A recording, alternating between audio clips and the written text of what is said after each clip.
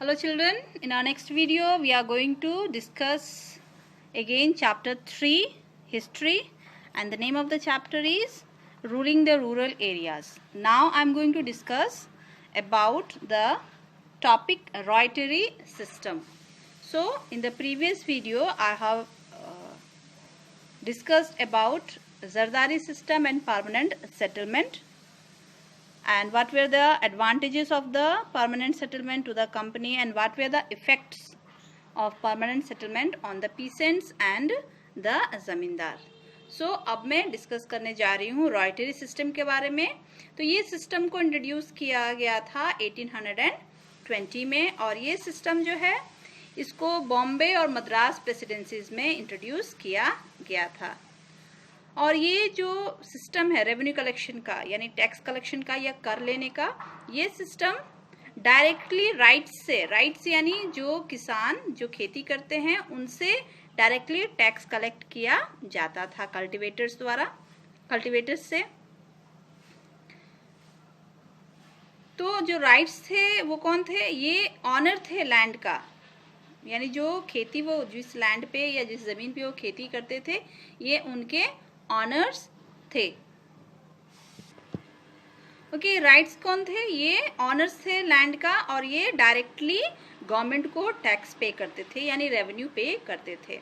तो ये जो सिस्टम था लैंड रेवेन्यू का, ये राइट्स जो लैंड ओनर्स थे ये इन पे सर्वे किया जाता था और एसेस किया जाता था. यानी मान लीजिए कि मेरी कोई ज़मीन है, उसको सर्वे किया जाएगा कि कितना प्रोडक्टिविटी है इस ज़मीन की, यानी एक साल में कितना प्रोडक्शन ये ज़मीन दे सकता है, और प्रोडक्शन का असेसमेंट करके या उसको निरीक्षण करके और उसी हिसाब से उस पर टैक्स लगाया जाता था.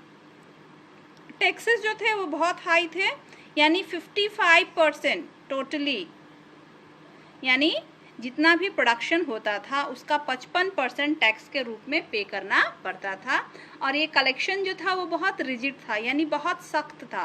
किसी भी हाल में आपको जो टैक्स है उसको देना ही है. जैसे मैंने परमानेंट सेटलमेंट में बताया कि चाहे कोई भी परिस्थिति हो, चाहे क्रॉप फेलियर हो या कुछ भी हो, टैक्स देना है तो देना है. तो जो रेवेन्यू पेएबल था 55%, जो टोटल रेवेन्यू था, क्या 55% जितना प्रोडक्शन होता था, यील्ड होता था, उसका 55% रेवेन्यू के तौर पे देना पड़ता था. ये सिस्टम को मुनरो सिस्टम भी कहा जाता है, क्योंकि इसको इंट्रोड्यूस किया था थॉमस मुनरो ने, जो कि गवर्नर जनरल थे. उन्होंने इंट्रोड्यूस किया था थॉमस मुनरो ने, इसलिए इसको मुनरो सिस्टम भी कहा जाता है. और इसको पूरे साउथ इंडिया में अप्लाई किया गया था. मुनरो सिस्टम को साउथ इंडिया में अप्लाई किया गया था. जो राइट्स थे, यानी जो कल्टीवेटर्स थे, उनका कंडीशंस जो थे इनका वैसा ही था जो हमने परमानेंट सेटलमेंट में जमींदारी सिस्टम में हमने पीसेंट्स का देखा था, यानी किसानों का देखा था. यानी उनको भी बहुत ज़्यादा कष्ट था. इसमें सिर्फ अलग बात ये थी कि ज़मींदारी सिस्टम में क्या था, ये परमानेंट सेटलमेंट में किसान जो था वो ज़मींदार को पे करता था और ज़मींदार जो था वो ब्रिटिशर्स को पे करता था. लेकिन ये जो मुनरो सिस्टम था या राइटरी सिस्टम, इसमें पीसेंट्स जो था, यानी जो किसान था, वो डायरेक्टली गवर्नमेंट को टैक्स पे किया करता था. तो इस सिस्टम में भी जो पीसेंट्स थे या जो किसान थे वो इतने गरीब थे कि वो अपने लैंड को इम्प्रूव करने के लिए, यानी वो किसी तरीके से खाद का व्यवस्था या पानी की सिंचाई का व्यवस्था अपने लिए कर नहीं पाता था, जिससे कि वो उसका लैंड जो है ज़्यादा से ज़्यादा यील्ड दे, यील्ड यानी ज़्यादा से ज़्यादा प्रोडक्शन दे, ज़्यादा से ज़्यादा उस पर उपज हो, अनाज हो. सो इस सिस्टम में भी जो लैंड रेवेन्यू डिमांड्स थे वो बहुत हाई था, जैसे हमने अभी बताया 55% देना पड़ता था.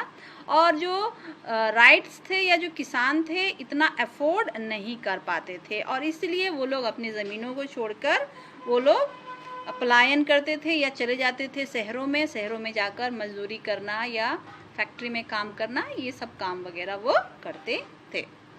तीसरा सिस्टम जो है वो महलवारी सिस्टम है।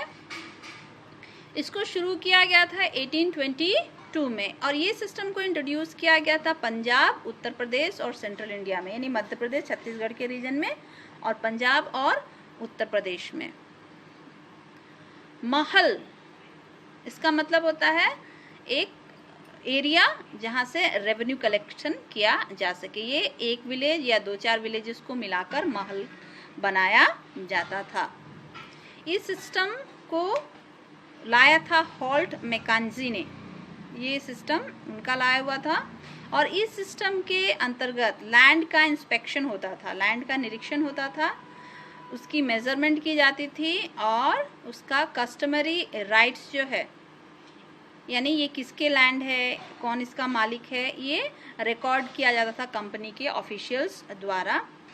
और ये जो एस्टिमेटेड रेवेन्यू और इस सबको देख के कि कितना उपज है उस लैंड का कितना नहीं, इसके लिए एक रेवेन्यू फिक्स की जाती थी कि इतना रेवेन्यू उस एरिया से मिलना चाहिए या इस प्लॉट से मिलना चाहिए।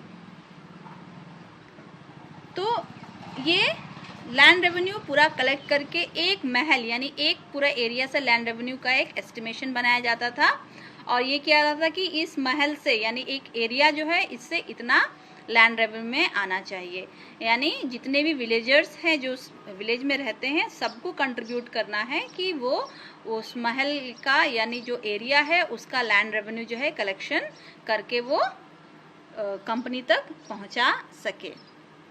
तो तालुकदार जो हेड होता था विलेजेस का, ये रेवेन्यू कलेक्शन किया जाता था।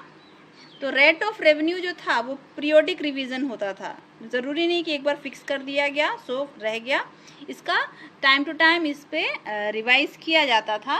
रफली ये भी उतना ही था, हाफ ऑफ द प्रोडक्शन, यानी जो आप प्रोड्यूस कर रहे हो, जितना आप खेती कर रहे हो उसका आधा इस सिस्टम में भी जो है वो टैक्स के रूप में पे करना पड़ता था। तो इफ़ेक्ट क्या हुआ इस सिस्टम का, इन सिस्टम्स का इफ़ेक्ट क्या पड़ा पीसेंट्स पे? तो ये जो लैंड रेवेन्यू पॉलिसी था ये